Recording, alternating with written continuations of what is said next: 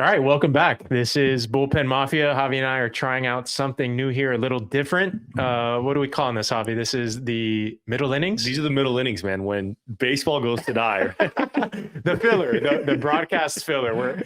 We're giving our attempt at what broadcasters have to deal with when it's 16-1 dead of summer ball game. Okay. This is exactly when the conversations get good in the bullpen too. When first of all, guys have no idea what's happening in the game. Second of all, there's not much hope for your team. You're down by a lot of runs. It's really hot. At this point, the third baseman is pitching. Right. Yeah, your utility guy is getting some time. You gotta move the season along, and you're tired of checking out who's in the stands. So you start talking about stuff that has no bearing on the game whatsoever. I like that. Good. I feel this is my first time really feeling part of the crew. I'm getting a true bullpen experience this evening. But before we get started, follow us on Instagram, YouTube. Our socials will be launching formally, hopefully shortly. I know we've been posting some content somewhat inconsistently, but the videos are there. Bullpen Mafia Pod. Follow, subscribe wherever you can. Javi, why don't you? What are we gonna go with first here? Are we gonna talk Marlins or are we gonna talk Ballparks? Let's talk Marlins. Okay, I think we're at that point. We sort of had labeled this the diary of a sad Marlins fan. No Petey here today, so admittedly Toad and I can go on these rants. The Marlins have season's over, right? Yes. It is May 16th, and Toad and Javi are proclaiming the Marlins season over. Which, by the way, we held out a little bit longer than our GM did. Touche. Yes. Yeah, we did. I went to opening day. It was exciting, regardless of the outcome. Went to extra innings, and I was like, you know what? Maybe the season, it's not going to be so bad. Packed house, man. Straight downhill from there. Swept by Pittsburgh. Swept by the Angels came into town next. I think swept by them. They didn't win a home game until 2.5 weeks into the season. No junior whoppers. I have some respect. It's a Whopper Junior. Whopper Junior. I had my WPJ after the first win, first home win. But for me, the disappointment with the Marlins goes deeper than the product on the field. I'm as someone who worked in sports, I'm not trying to knock anyone down or disparage their career or mock anyone, because I know it can be difficult working for a team, marketing a team that flat out sucks. I mean, I worked for the Dolphins when they were 3-13 or 4-13, whatever it was.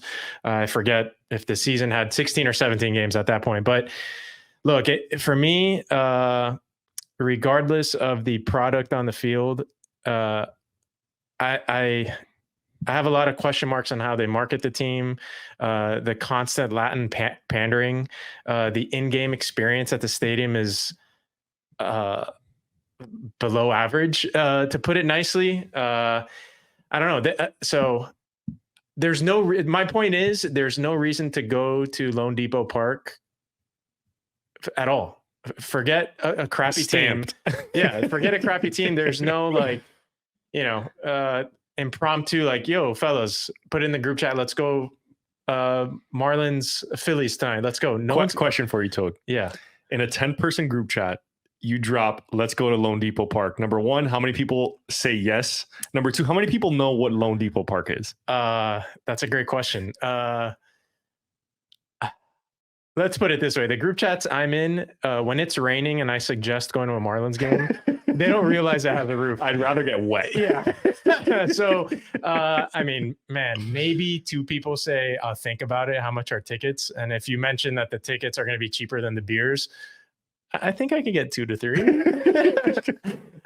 I think the reason Toad and I are so scorned as Marlin fans, we've seen 2 world championships, right? So we've seen the potential of this team, this franchise. We've been to games, Caribbean Series. We've been to World Baseball Classic games where that park is slam packed. We've seen the potential of what can happen at Marlins Park, aka Lone Depot Park. We know the atmosphere that can be built in there. But for me, I think they're doing a bad job of building off this Latin cultura thing. Like when I get an email from the Marlins, it's like, dale, bro, let's go to the ballpark. Like that's not working for me. Like we're both Cuban American kids. Like hora loca on the field after a Friday losing 13-5 to Philly. I'm not, first of all, I'm probably not going to the game. And second of all, I'm not staying. Who stuck around, right? Yeah. What does Hora Loca look like? We should do a deep dive on Hora Loca, what that looks like after a Marlins loss. It's probably nothing loca about it. If you're, it probably, they do something like this where they sit in a circle and they like, it's it's the airing of grievances. But look, I mean, Toad, like, let's just talk about this season, right? Let's just take a step back. Our best player's gone. Luis Arias traded to the San Diego Padres. Second best player's hurt. Third best player's hurt. Well, let's just talk about Luis Arias for a second. The only guy who probably brought excitement to the park, right? I mean, great player. Obviously not the home runs.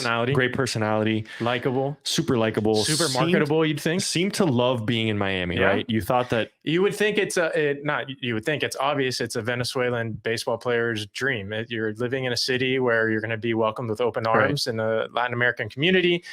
You're not, to Luis Arias' credit, he speaks English pretty well, but, you're in a city where you're not going to have to, you can rely on Spanish. Yeah, you can rely on your Spanish to get by. Your family's going to feel welcome. And poof, gone just like that. Almost just like gone with the wind. Like he was a batting champ last year. Now he's gone as if it never happened. So we lose Arias, best player gone. We can't even watch the team. No. I have Xfinity. We can't watch Xfinity. No. I lost the ability to watch the Marlins. So a team that we couldn't, people don't go to the park for. Now a big portion of South Florida that has Xfinity is not even able to watch the games on TV. So, it's like a tree falling in the woods too. Yeah, like who's actually absorbing and I have Marlins? my notifications turned off for the Marlins too, so I don't even have that anymore. But to the TV thing, to give the Marlins some credit, that's not their fault. That's Diamond Sports, Bally Sports. They're a complete mess. Dumpster fire. Yeah, mess of an organization. I'm fairly certain they applied for Chapter 9 bankruptcy. They just can't pay Xfinity. So that Xfinity said, okay, that's too bad. We're not going to put your broadcast on TV. I know about a year ago, there was murmurs that Prime was going to just buy out all the RSNs and we could watch the Marlins on Amazon Prime or any team, really. They're going to end blackouts in baseball, but that's still TBD. But brother, I think you're lucky that you don't have to subject yourself to that. Luckily, we still got the Panthers rolling. Inter Miami is in first place. So let's go back to this is the diary of the Marlins. Yeah, I'm distracted about the Marlins. We can't watch the Marlins. Our best player's gone. Yes. Our general manager in April said that we weren't going to make the playoffs. Yes. Okay. The Sam Bankman-Fried of Major League Baseball. So we have now team we can't watch. Our best player's gone. The manager of the year is a lame duck manager. You forgot that. Great point. Skip Schumacher was told they're not going to pick up his option on his next year to be the head man of the Marlins. We have 115 games left. This is not August. This is not the middle innings. It's still that many. This is the third inning of the Marlins game, and they're down. And they're down bad, dude. If John Birdie was still on the team, he'd be pitching right now in the third inning.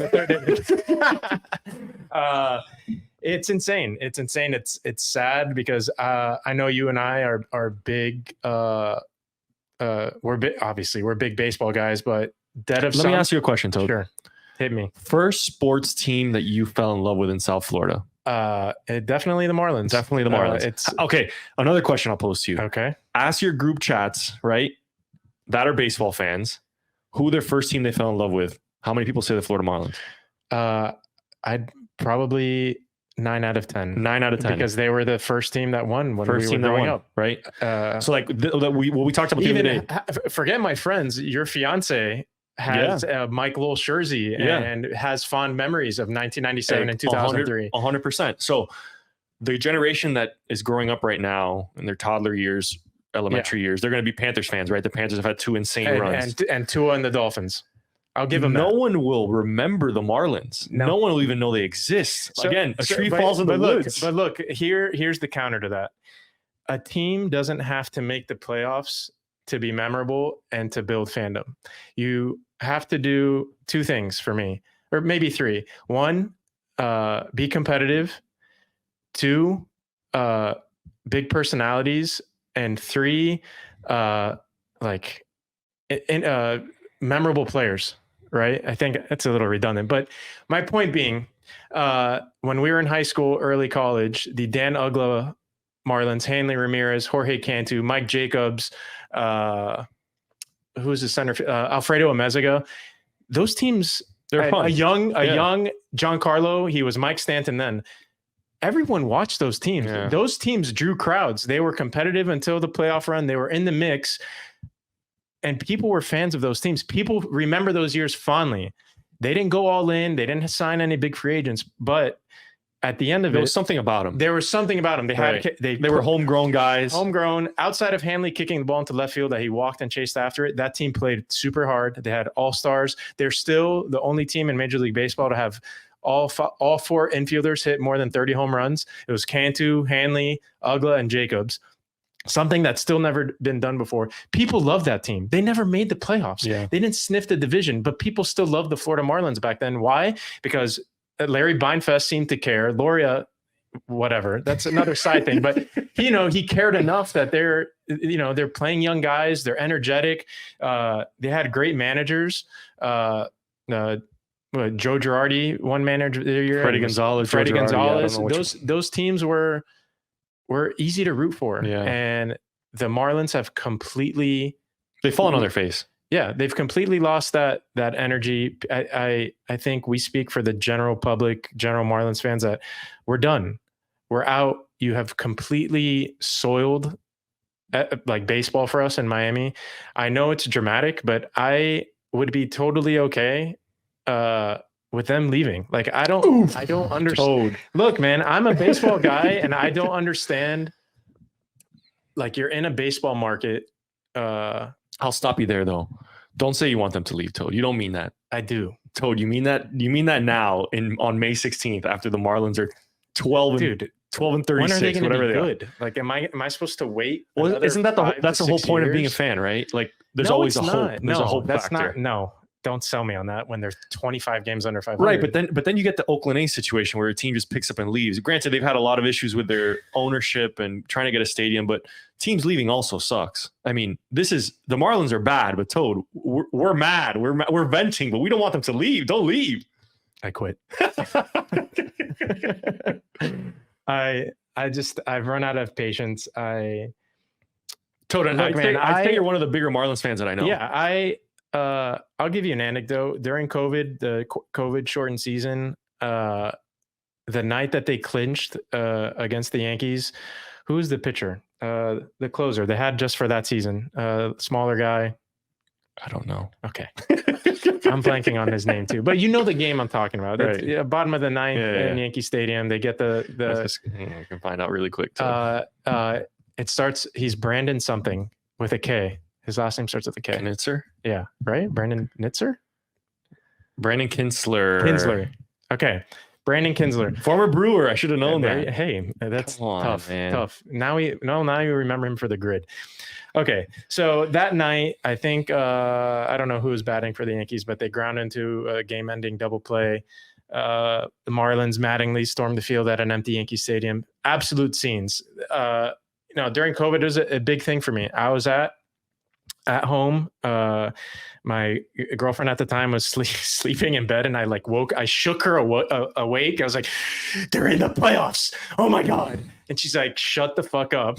And I was like, I need to go celebrate with somebody. Man, I drove to my parents' house at 10:30 at night and my dad, I didn't tell him I was going. It's as if he knew I was going to show up. And, we watched the highlights, the entire press conference. It was amazing. And I'll always remember that moment. It's, COVID sucked, but for me, that playoff run, sweeping Chicago, giving the Braves their all, that shit meant a lot to me. And the Marlins are becoming a sour point in my sports fandom that I have dude, even when they stunk for real, and I would still watch all the games. And now all of that like magic is gone. Like I used to watch games with my dad, like go to games randomly with my dad. I've admittedly gone to games by myself randomly when I want to get out of the house and watch pro ball. I'm not going to do that. I'm not. Call it a boycott, whatever it is, but we're done. We're done. Toad is done. No, I'm not done. Toad is done. I got to pick a new team. I think I've said my Brewers, my Reds. If you look at the camera, Toad's got a sick Brewers lid on right now. Yeah, Bullpen Mafia, but Bullpen Mafia Brewers collab. Well, okay. Enough of the Marlins talk. I'm just gonna get angrier and angrier. I know you came up with a couple funny segments for us to go through here.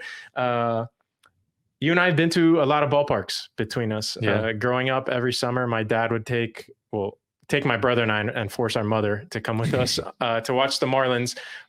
Every summer, one road series per year. So you traveling for baseball, you've experienced a bunch of ballparks too. We're gonna quickly run through our top 5 ballparks, each of us.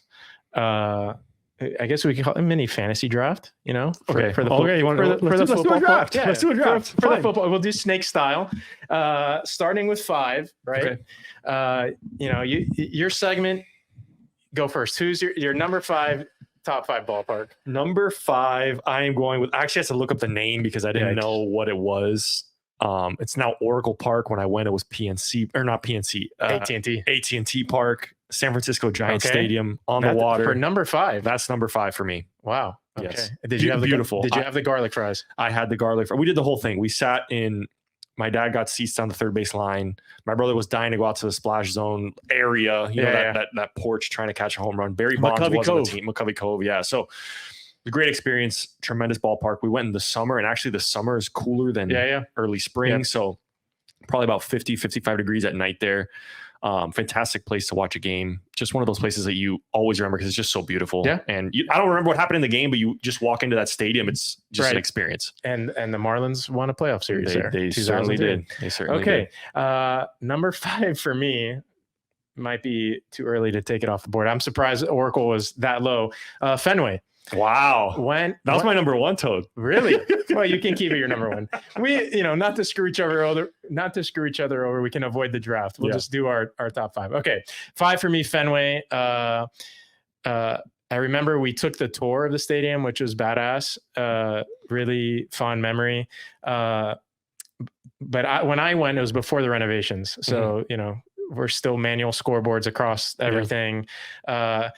I don't know. I think the older ballparks, they have that magic, that mystique, but it kind of wears off eventually. Like I couldn't imagine going, like if you had season tickets to have to go there, like super uncomfortable seats, smaller venue. I'm sure like the amenities, the bathrooms, not the same, not modern. Right. So tough. So that number 5 for me. All right. My number 4, Dodger Stadium. I'm keeping in California. Okay. I love Dodger Stadium. West Coast. It's a tremendous park. The only reason it's number 4 for me to get out there is just a pain in the butt. Yep. Chavez a lot of traffic. It's an hour and a half there, and then you're stuck in traffic getting back out. Miami guy naming 2, an East Coast guy naming 2, California. I will say Dodger Stadium was a tremendous. I've been there several times. I've been there, I think 3 or 4 times. Every time I've watched the game there, the weather's always perfect. It's like 70 degrees. It's like the Key Biscayne bubble. Exactly. And there's never rain in the forecast. The field looks absolutely perfect. It's really loud there too. Great crowd, great tremendous atmosphere. Speaker system. It's crazy when you invest in your team, people show up. You go figure. Wild how that works. Not a Dodger fan by any stretch of the imagination, but absolutely loved going to Dodger Stadium. Okay. All right. Number 4 for me, Philly, Citizens Bank Park. Wow. Killer atmosphere. I went when it was still relatively new. I think it was one of the first ballparks that when you walk around the terminal or whatever you call that, like the first level of the stadium, you can see the field from anywhere, which in turn, a bunch of stadiums ended up copying that kind of aesthetic. Just a true baseball fans vibe. The crowd is super into it. The outfield stands are right on top of the field. My favorite part is that the visiting bullpen is in the second layer of the bullpen. Right. You know how they have them stacked in center field in Philly, and the fans can chirp the visiting bullpen. I think little things like that are well thought out. The food in the stadium's great. You could get a cheesesteak, that sort of thing. So yeah, a little dark horse for me. Citizens. Miami guy picking a Philly team. Look, man, I unbiased. I love stadium vibes. I've been to a bunch of NFL a bunch of stadiums in general, and I can appreciate when I experience a good one. Okay, you're number 3. I'm going to go on a major limb here. This is going to be super controversial. Tropicana Field. You guys should see Toad is dying on side. I will say this. That place is a dump. It's a dump. But when it opened up in the late 90s, early 2000s, we went. My family used to go to the west coast of Florida every summer. Okay.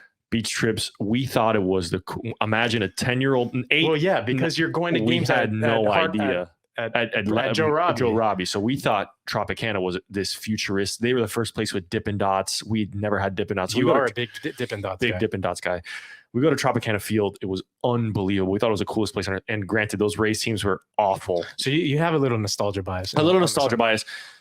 Wouldn't be ranked on anybody else's top 5. They're on my top 5. I can appreciate nostalgia bias. Okay. All right.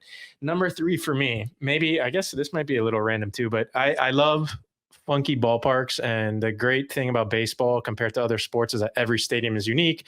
Every outfield wall, different dimensions. Great part of baseball. Number 3 for me, Minute Maid Park. Nice. In Houston. I'll give you reasons. And again, for this list, these are only ballparks we can list that we've been to. Right. So the train in left field, I'm blanking on the name now. Don't ask me. The Crawford boxes, the train above the Crawford boxes. And my favorite part, and my dad's favorite part, can you believe this? Look what they have in center field, the hill. Now I'm blanking on the damn name of the hill too, but the hill with the flagpole. Yeah. You know exactly what I'm talking about. They got rid of it now. They got rid of it. But it was dangerous. It was objectively, but Jim Edmonds had a couple epic catches climbing up the hill. Yeah. Super cool place. It felt very what's the term I'm thinking for? Like homey? Yeah, like confined, but like very like big, but small at the same time. When the Astros weren't very good, so that I can't speak to the atmosphere, but I remember walking in as a little kid. I think it might have been the first stadium I went to with a roof, and I was like, "Holy shit! Yeah, this is sick. Yeah, this is cool." Yeah. And as a Florida guy, Minute Maid, you gotta appreciate the oranges. Absolutely, respect to the oranges. Absolutely. But yeah, Minute Maid, I think underrated, and just cool vibes. Cool vibes across the board. We can go, dude. Yeah. All right, my number 2. I went to watch an All-Star game there, which was amazing. 2016. Petco Park in South. I knew it. I got him. I got Toad. No. You got me. Now I got you back. Okay. Petco Park was unbelievable. It's my number 2 too. So we'll riff here. We'll riff on 2. It was a fantastic experience, and then just being the All-Star game. I'd never been to one. I was rehabbing in Arizona at the time. A group of us, we had the All-Star break off. A group of us decided to just hop over there, made the 6 or so hour drive to San Diego. Tremendous experience, tremendous ballpark. The bars in the area, the Navy area. It's such a cool place. I think it's called the Gaslight District, something like that. Something like that, yeah. And the food, unbelievable. Vibes, everything. Like, it's a Navy town. It's just another place too. That is there ever bad weather in San Diego, dude? Like, no. Does it ever rain? No. Like does it ever, like, seriously, does it ever rain? But the grass is always green. Yeah. Well, there's income tax, I guess. State income tax. Yeah. We're not going to talk about that. I have I would be remiss to not tell my great Petco Park story. Again, this is a summer trip. My dad asked us, where do we want to go? Petco Park.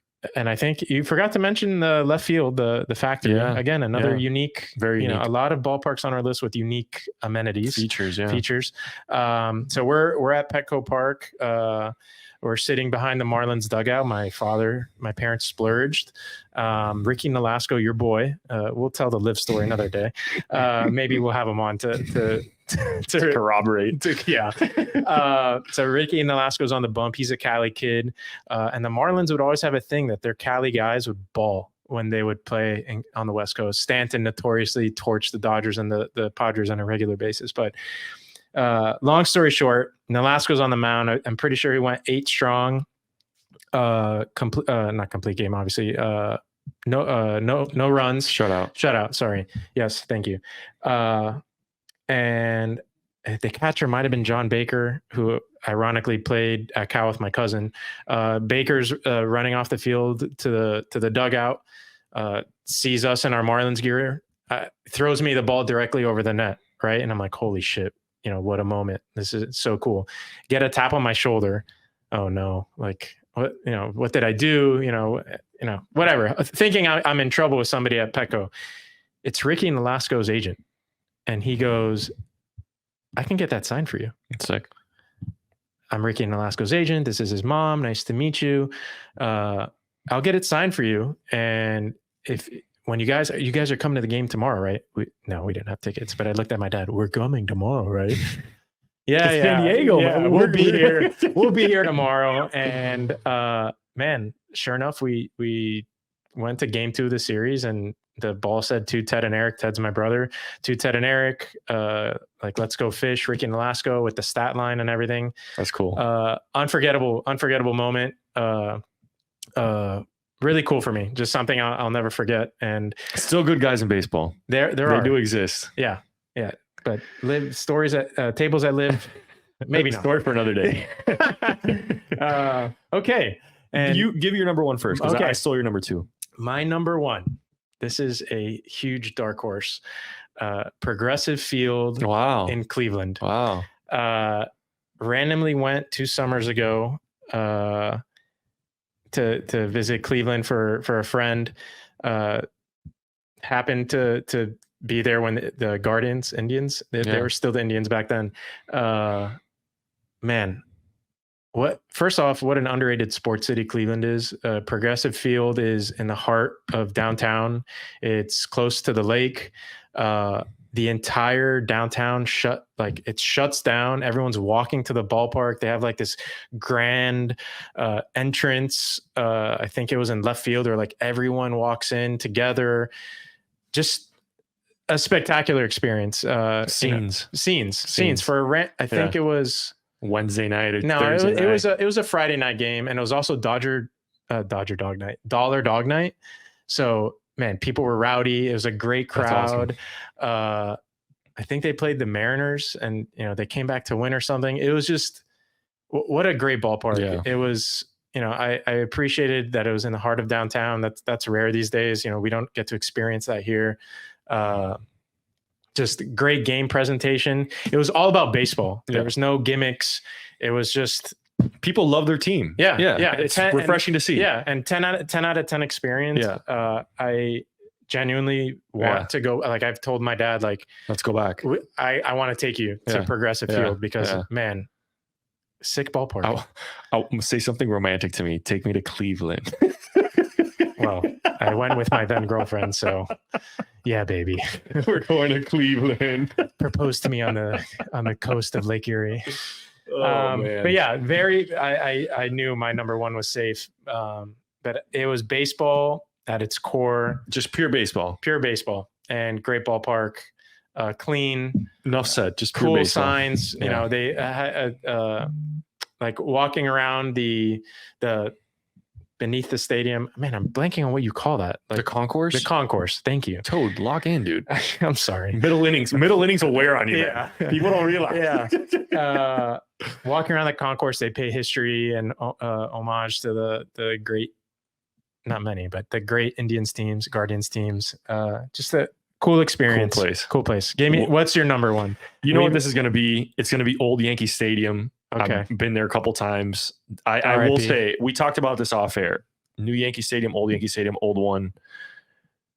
By far and away a better user experience, better fan experience. Obviously growing up a big Yankee fan, it was big time for me to go. Went in 2008. I think it was the last year of the stadium. The All-Star game was there that year. Getting off the subway, the whole experience, walking into the park. Another thing that we never will really get to, right? No. Like just fans all flocking to the park. No cars in sight.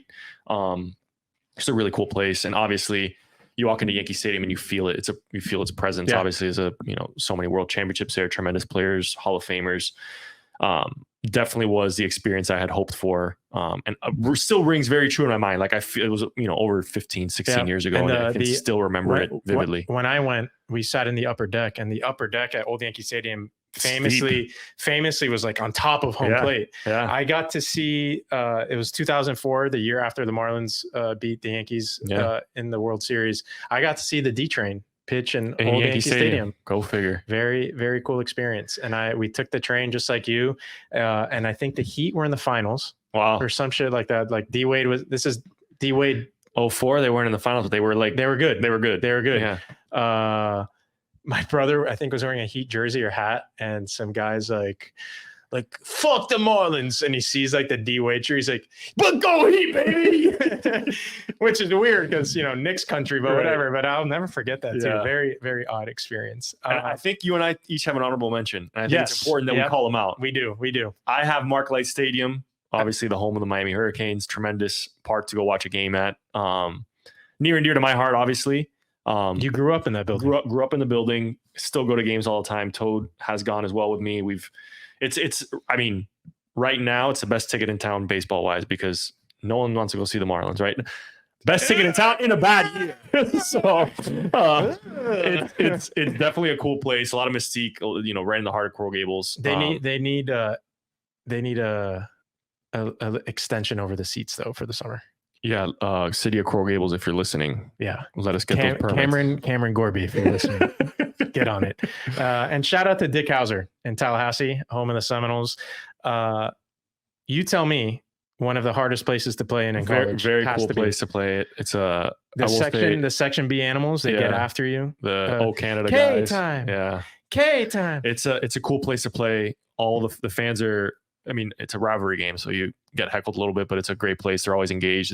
It brings out the best in you, man. Yeah. I think it's one of those stadiums that, as much as it pains me to say, it's a tremendous venue in college baseball. And I want, actually, now that we're talking about Dick Hauser, I do want to give a shout out to Tallahassee and Dick Hauser. There was a big big tornado that ripped through Tallahassee this past week, and there was some significant damage to Hauser, but the great folks at FSU and Tally rallied together, and they're going to play baseball this weekend. That's sick. In Tallahassee. So, man, ironically, I spoke to my friend who's one of my best friends. He's the head of PR for FSU baseball. We spoke on the phone today, and they're fired up for some normalcy, because it's been a weird 6 days for them. So we're taking the Knolls this weekend, whoever they play, hammering the Knolls. Yes.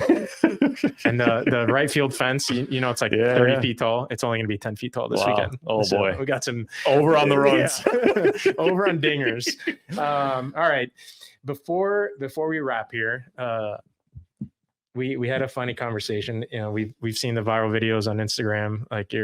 What's your meal if you're gonna death die? row, right? Yeah, a death row meal before you die. We're gonna do a ballpark edition. Mine is pretty extensive, Javi. So why don't you give me your death row ballpark meal? Okay, so I always get peanuts. That is my appetizer course. Okay, I absolutely love peanuts. There's nothing better than going to the ballpark and just dumping peanuts on the ground. And I had this conversation with my fiance the other day. We went to a basketball game and I was eating peanuts and dumping them on the floor. Yes, and I got called out. I got yelled at saying that I should be picking up the shells. Yeah. Well, you're in a baseball stadium. I am throwing every single shell on the ground because I love to walk out of your seat and just the crunch. It's ASMR. Crunch. Yeah. I feel that. So, and even during the game, you sliding your feet. Exactly. Reminds you of being in the dugout. Let's be real. 100%. So I have peanuts, any park I'm at. Okay. And then I'm going to get specific now. So I go peanuts. I like this. Peanuts appetizer. I'm going Dodger Dog. Fuck, dude. Are you going Dodger Dog too? Yeah, and I've never even been to Dodger Stadium. No, then you can't do that. That's unfair. I have had a Dodger Dog. Okay. And I will go one step further. Okay. I went to Dodger Stadium with my former boss and her boss. So 2 levels of bosses. Okay, we went to a game. We're watching a player that was one of our clients at the time. And he asked, what do we get here? And I said, Dodger Dog. Well, if you can imagine, this guy was dressed really nicely, had a sport coat, white shirt on. He got the mustard on his shirt? He got everything. It looked like a crime scene. So Dodger Dog is a must get for me. After I cut it short. I had a 3-course meal because after a Dodger Dog, I don't know how much room I'd have. I'm going with Dippin' Dots. You knew I was going there. We had already talked about it. So I'm going peanuts, Dodger Dog, Dippin' Dots, massive cold beer. Okay. And that's it. That's all I need. Okay. Let's get started here. Let's lock in. I love some ballpark and arena food. Okay. We're going to flip this on its head. I'm going to start with ice cream in a baseball helmet. Wow. I'm starting with dessert first. Give me the chocolate vanilla not froyo, but the soft serve mix. I want it mixed together, straight out of the machine together. Who's on the helmet? The helmet? What team? Give me the Florida Marlins F. Wow. Give me the Marlins F. And I want my rainbow sprinkles. Off the bat. Do they even do that anymore, dude? Do they give you sprinkles at these ice cream things? I couldn't tell you. This is my death row. I get whatever you can do whatever you want. You're right. This is a fantasy. Cookie dough, sprinkles, whatever you want. Yeah. So I want my vanilla chocolate soft serve swirl it has to be in a helmet. I want to be very, very clear specific, on that. Yeah. I'm taking that to the helmet is coming with me to the grave. Yeah. Okay. Number 2, we're going to go from sweet to savory. I'm going to get a salted pretzel, but it has to be lightly salted. You can't do that, Toad, because if I'm behind you in line and you ask for a lightly salt, I'm going to be pissed. Why? You get the salt that's given. No. You grab this and just shake it off salt it yourself. No, that's BS. You're the reason why concessions take so long. Go on. Okay. I'm going to wash all of that down, not with beer.